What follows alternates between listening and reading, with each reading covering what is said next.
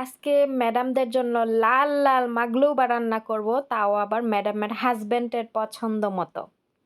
Hello everyone, আসসালামু আলাইকুম। Welcome to my channel video Oman blogger. কেমন আছেন সবাই? আলহামদুলিল্লাহ আমি ভালো আছি। চলে আসলাম আপনাদের মাঝে আরও একটা নতুন ব্লগে। তো আজকে আমি লাল লাল মাগলুবা রান্না করব। আমি সবসময় মাগলুবা হচ্ছে টমেটো পেস্ট দেই না মাগলুবাতে। তো আজকে আমার ম্যাডামের হাজব্যান্ড আমাকে বলছে যে উনি লাল লাল মাগলুবা খাবে। তো আমি লাল লাল করে মাগলুবা আজকে রান্না করব। তো প্রথমে আমি এখানে তেলের মধ্যে পেঁয়াজ, টমেটো, তারপরে আদা রসুন বাটা আর টমেটো পেস্ট এগুলা দিয়ে ভালো মতো একটু কষায় নিছে। এবার এগুলাকে আমি ব্লেন্ডারে দিয়ে তারপরে ব্লেন্ডার করে নিব। আর এখানে মাগলুবা রান্না করার জন্য আমি এখানে সব কিছু নিয়ে নিছি, ব্লেন্ডারও নিয়ে নিছি, একটা লেবু নিয়ে নিছি, আদা রসুন, তারপরে এই যে একটা মশলা, এগুলাও আমি নিয়ে নিছি। মুরগির মাংস সুন্দর করে পিস পিস করে কেটে ধুয়ে নিছি। তারপরে এখন আমি এই যে পাতিলের ভিতরে আমি কি করছি, ওই যেটা আমি রান্না করলাম টমেটো, ওইটা হচ্ছে ব্লেন্ডারে উঠায় রাখছে। আর এখানে ওই পাতিলের মধ্যে আমি সামান্য পরিমাণে তেল দিলাম। তেল দেওয়ার পরে এখন আমি এখানে মুরগির মাংসগুলো পিস পিসগুলো এখানে সাজায় দিব। তারপর আমি এপাশ ওপাশ করে একটু ভাজা নিব।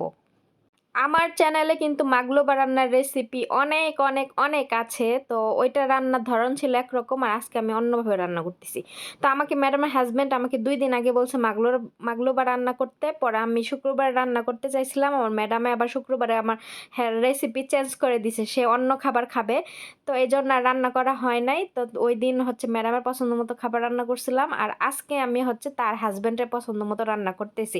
ভাই, মানুষের বাসায় কাজ করতে গেলে যে কত কিছু মেনটেন করে চলতে হয়। একদিন ম্যাডামের পছন্দে রান্না করে, একদিন ম্যাডামের হাজব্যান্ডের পছন্দে রান্না করে, আরেকদিন হ্যাঁ বড় মাইয়ার, আরেকদিন মেজু মাইয়ার, আরেকদিন ছোটটার, আর ফয়সাল তো ফয়সালে যা দিব তাই খাইবো, আরেকদিন আমার, মানে এক একদিন এক একজনের পছন্দ মতো রান্না করি। অবশ্য এখন যেহেতু বাসায় সবাই, তো সবার পছন্দ মতো রান্না করি। আর যখন স্কুল খুলবে তখন আমি আমার পছন্দ মতোই রান্না করব। তো এখানে আমি ওই যে টমেটোর যে ওইগুলা আমি ভাইজা নিছি, ওগুলো একটা সস বানায় নিলাম এভাবে ব্লেন্ডার কইরা। তো এখন আমি এই যে মুরগির মাংসগুলা দেখেন এইভাবে সাজাই দিছি, এখন আমি একটা একটা করে উল্টায় নিব। তো দুই পাশ আমি একটু ভালো মতো ভাইজা নিব। আর রান্না বেশি গুছায়া করতে গেলে মনে করুন অনেক বেশি সময় লাগে। আমি এখন লাল লাল মাগলুবা আমি তো এর আগে কখনো রান্না করি নাই। আমাকে যখন বলছে আমি বলছি হ পারি। তারপরে এখন আমি ভাবতেছি লাল লাল মাগলুবা, এখন আমার আইডিয়া মতো আমি রান্না করবো, ঠিক আছে। এখন ইউটিউবে একটু সার্চ দিয়ে দেখি তো কেমন পাওয়া যায় কিনা। পরে ইউটিউবে যেই লাল লাল মাগলুবা লেখে চার্জ দিলাম, ও মা গো, হাজার হাজার ভিডিও চলে আইলো। তো আমি ইউটিউবে ঠিক এমনি লিখে সার্চ দিছিলাম যে লাল লাল মাগলুবা রেসিপি। এখন দেখি যে রেসিপির অভাব নাই, লাল লাল মাগলুবা। তো এই আমি ওই রেসিপি কয়েকটা দেখলাম, দেখার পরে এক একজন এক একভাবে রান্না করে। তো আমি ওইগুলার থেকে একটু সামান্য পরিমাণে আইডিয়া নিলাম, বাকিগুলো আমার আইডিয়ার থেকে আমি রান্না করলাম। আসলে আপনি যেই রান্না বান্না করেন না কেন, সবার রান্নার ধরন কিন্তু এক হয় না। একই রান্না হয়তো অনেকে অনেক ধরনভাবে রান্না করে। তো কাউকে কপি করে যে রান্না করতে হবে, একজনেরটা দেখে একবার সেম ভাবে রান্না করতে হবে, তা কিন্তু না। নিজেদের কিছু ক্রিয়েটিভিটি ওখানে অ্যাড করে দিলেই কিন্তু রান্নার স্বাদটা আর একটু বেশি বেড়ে যায়, ঠিক আছে। তা আমি এই রান্নার মধ্যে আমার নিজের কিছু জিনিস আমি অ্যাড করে দিছি, এজন্য আমার রান্নাটা মাশাআল্লাহ আলহামদুলিল্লাহ অনেক বেশি ভালো হয়েছিল। তারপরে এখানে আমি দেখেন এই যে মুরগির মাংসগুলার উপরে ওই যে ব্লেন্ডার করা যে সসটা ওইটা দিয়া দিলাম। এখন সুন্দর মতো কষামো, এটা কিন্তু আমি এক্সট্রা পানি এখন পর্যন্ত দেই নাই, পরে দিমো। এখন আমি এমনি করে আগে একটু কষাই লই, তারপরে পানির যদি প্রয়োজন হয় তাহলে দিমো। তারপরে এই যে এখানে আমি বাকি যে মশলাগুলা একটু বাকি ছিল সেগুলোও দিয়ে দিলাম। এখানে দিলাম সামান্য পরিমাণে শুকনো মরিচের গুঁড়ো, কালো মরিচের গুঁড়ো, ধনিয়ার গুঁড়ো, মুরগির মশলা, হলুদের গুঁড়ো। এগুলা আমি তারপরে দিয়ে সুন্দর মতো মিক্স করে নিলাম। এখন আমি যে আসলে এটা দিয়া রান্না করতে অনেক ভাল লাগে, যে চেঙ্গি দিয়ে উঠায় না, আমি আবার চামচ দিয়া করতে পারি না, উল্টাইতে পারি না, এজন্য এইভাবে এটা দিয়া সহজ হয়। অনেকে আছে যে যেটা দিয়ে কাজ করে ওটা দিয়ে কাজ করতে করতে অনেক কিন্তু সুবিধা হয়। তো ওইরকম আমার সুবিধা মতো আমি করতেছি। আর এখানে লেবু একটা আমি রস করে দিতেছি চিপড়াইয়া, কারণ লেবু দিলে কি খাবারের গ্রানটা আর মুরগির টেস্টটা একটু বেশি ভালো লাগে, যেহেতু ব্রয়লার মুরগি। তারপর যখন ধুইছি আমি ভিনেগারকে দিয়ে কিন্তু ধুইছি, ভিনেগার দিয়ে মুরগি কিন্তু এখানে আমি 5 মিনিটের মতো ভিজায় রাখি ধোয়ার সময়। তারপরে হচ্ছে ওইটা রান্না করি, কারণ ভিনেগার দিয়ে ব্রয়লার মুরগি ধুইলে সুন্দর মতো ভিতর থেকে মুরগিটা পরিষ্কার হয়ে আসে। এখন আসি সবজির সবজিগুলো আমি কাইটা নিছি, এই দেখেন বড় বড় কইরা। এখন আমি এটারে বাইজা নিমু। আপনারা হইলো আমার কথা শুইনা অনেকে বলতে পারেন যে আমি অশুদ্ধ ভাষায় কথা বলি, ঠিক আছে, কিন্তু আমি আমার নিজের ভাষায় কথা বলার চেষ্টা করি। ওই যে অনেকের মতো আছে না যে শুদ্ধ ভাষায় কথা মানে কইতে গিয়া মানে পারে না বাইজা জায়গা কথা। তো আমার মনে হয় যে নিজের ভাষা দিয়ে কথা বলাটাই সুন্দর, তাই না? অনেকের ভিডিও আমি কিন্তু দেখি, তো তারা মানে এমন আহ নিজের ইউটিউবিং করে কিংবা ব্লগিং করে অন্যকে কপি করার চেষ্টা করে, ঠিক আছে? তো অনেকে আছে না যে আমাকে আমি কাউকে যদি দেইখা কপি করি, ঠিক আছে, তাহলে আমি কিন্তু তার মতোই হয়ে গেলাম। তো আর এখানে কিন্তু সবার ভিডিও একরকম হইলে মানুষের দেখা ইন্টারেস্ট পাবে কিভাবে বলেন? আমার যে ভিতরে যে ক্রিয়েটিভিটি আছে আমি সেটাই হচ্ছে প্রেজেন্ট করার চেষ্টা করব দর্শকের সামনে। আমি কেন অন্যকে কপি করে আমি ইয়া করব? আচ্ছা যাই হোক, অনেক কথাই বইলা ফেলি আমি ভিডিওর মাঝখানে। এখন আমি এই দেখেন এই যে মুরগিগুলো আমি ভালো মতো কষাইছি, একদম সুন্দর মতো সিদ্ধ হয়ে গেছে। সসের থেকে মুরগিগুলো এক পিস এক পিস করে উঠাইছি, সসগুলো আলাদা করে রাখছি। এখন আমি এই যে তেলের মধ্যে হালকা করে ভাইজা নিমু, জাল কমাইয়া। জাল কিন্তু বাড়াই দিলে পুইরা যাবো গা। জাল মিডিয়াম আছে রাখছি, একটা একটা করে সুন্দর মতো উল্টায় পাল্টায় এভাবে সুন্দর মতো একটা কালার নিয়ে আসমো।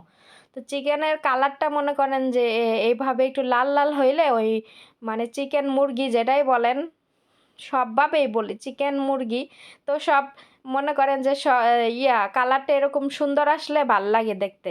খাবারের যে একটা পরিবেশনা ওইটা আর কি বেশি সুন্দর আর ফুটে ওঠে। তো আমি এইভাবে করে ভাইজা নিতাছি। ভাইজা নেওয়ার পরে এখন আমি ভাজা হয়ে গেলে রাইখা দিমু। তো বাকি প্রসেসগুলো আমি করবো। এখন এই যে দেখেন আমি অর্ধেক সস এখানে এক বাটি সস আমি উঠায় রাখলাম।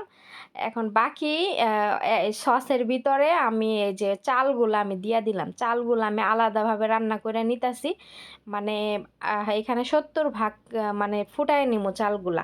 তারপরে আমি বাকি প্রসেসগুলো এক এক করে দেখাইতেছি, আপনারা সবাই মনোযোগ দিয়ে দেখেন, ঠিক আছে? তো আমার প্রসেস মতো আপনারা রান্না বান্না করবেন, বাসায় দেখবেন অনেক বেশি মজা হইব। ইউটিউব দেখা রান্না করবেন কিন্তু নিজেদের কিছু ক্রিয়েটিভিটি ভিতরে রান্নার ভিতরে অ্যাড করে দিবেন, দেখবেন খাবারের টেস্ট অনেক ভালো হইব। তো অনেক সময় ইউটিউব দেখে রান্না করলে দেখা যাচ্ছে খাবার অনেক সময় যে মুখে দেওয়ার যোগ্য হয় না, কারণ ওই যে তারা যেভাবে রান্না করে সেভাবে রান্না করে চেষ্টা করে। তো ওইভাবে না করে নিজেদের কিছু মানে জিনিস এখানে অ্যাড করে দিবেন আইডিয়া মতো, তাহলে দেখবেন আরও ভালো হয়। তো আমি অন্য একটা পাতিল নিয়ে নিছি, এটার মধ্যে আমি সামান্য পরিমাণের অলিভ অয়েল দিছি, এরপরে আমি এখানে ঘি দিয়ে দিলাম। এটা হচ্ছে ওমানি খাঁটি ঘি। তো এই ঘিটা এখন দিয়া দিলাম, তারপরে এখন আমি সবজিগুলা এটার উপরে সুন্দর করে বিছায় দিব। তো সবজিগুলা দেখেন সবগুলো আমি ভাইজা নিছি সুন্দর মতো। এইভাবে বেশি কালার করা যাবে না, হালকা কইরা ভাইজা নিছি যাতে সুন্দর লাগে। তারপরে এখানে সবজিগুলা নিচে আলু দিছি, উপরে গাজর, তার উপরে বেগুন, তার উপরে পেঁয়াজ, এর উপরে দিতেছি এখন মুরগির মাংসগুলো।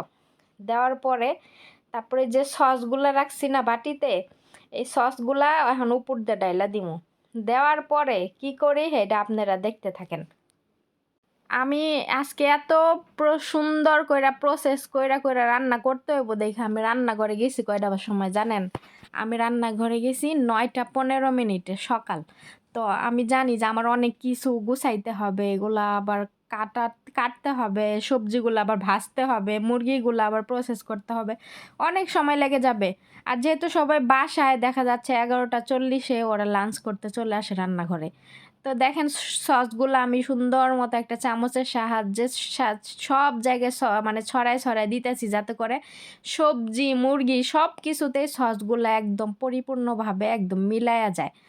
তো এরকম করে দিলাম, ওইখানে রাইসটাও হইতেছে।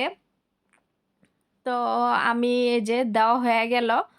এখন এই যে এই প্রসেসটায় সসটা এই যে এইভাবে সবজির উপরে দেয়, এটা কিন্তু ইউটিউবে দেখায় না। ইউটিউবে এখানে কোনো সসই দেয় নাই, শুধু এই যে মুরগিটা এভাবে বিছাইয়া তার উপরে চাল দিয়া দিছে, হ্যাঁ? তো ওইভাবে তো নিচে পুইরা যাবো গা।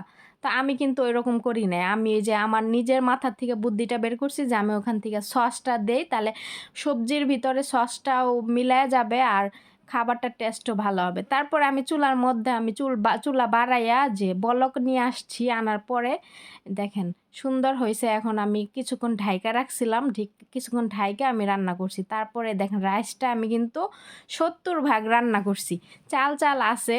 তো এইভাবে আমি ওইভাবে দমে বসায় রাখছি। এখন দমে যদি আমি 20 মিনিট বসায় রাখি তাহলে কিন্তু এই রাইসটা অনেক সুন্দর ফুটে যাবে, আর ওইদিকে নিচে আলু তারপর সব কিছু সবজিগুলো সুন্দর মতো একদম সিদ্ধ হয়ে যাবে। তো এই যে ভাতগুলো উপরে দিয়ে এভাবে যাইতা যাইতা হচ্ছে করে দিবেন। আচ্ছা, আমি কিন্তু একবার রাইস বলতেছি, একবার ভাত বলতেছি, এগুলাতে কেউ ভুল ধরেন না, ঠিক আছে? আমার কথার কোনো মনে করেন আগাও নাই মাথাও নাই, আমার মুখে যখন যেটা আসে আমি সেটাই বলি। যেমন আরবি কান্ট্রিতে কাজ করি, ঠিক আছে? ওদের সাথে আমাদের আরবিতেও কথা বলতে হয়, ইংলিশেও বলতে হয়, ঠিক আছে? মাঝে মাঝে দেখা যাচ্ছে অনেক সময় ইংলিশে ওদের সাথে এটা ওইটা বলি। তো সেই ক্ষেত্রে আমাদের হচ্ছে বাংলাটা এখানে ব্যবহার করা হয় না। তো বাংলাতে কথা বলতে গেলে দেখা যাচ্ছে অনেক সময় উল্টাপাল্টা মিস্টেক হয়ে যায়। আপনারা আমার ভুল ধরার আগে আমি কিন্তু সব কিছু ব্যাখ্যা দিয়ে দিলাম, ঠিক আছে? তো কেউ ভুল ধরবেন না ভাষা নিয়া। তো এইখানে আমি রান্না-বান্না শেষ, ২০ মিনিট দমে বসায় রাখছিলাম। মাশাআল্লাহ এখন উল্টায় দিলাম দেখেন।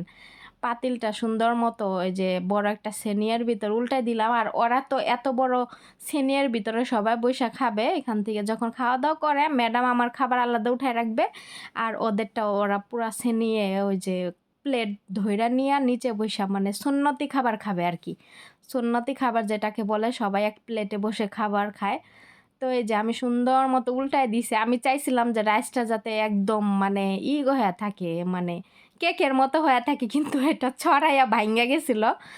তারপরও যাই হোক, এই দেখেন মাশাআল্লাহ কতটা সুন্দর হইছে। নিচে অবশ্য একটু লাইগা গেছিল, এটা ব্যাপার না। এইসব খাবার রান্না করতে গেলে নিচে একটু লাগবে, এটাই স্বাভাবিক। তো এইখানে আমি এই যে দেখেন একদম ব্যাক ক্যামেরা দিয়ে দেখাচ্ছি।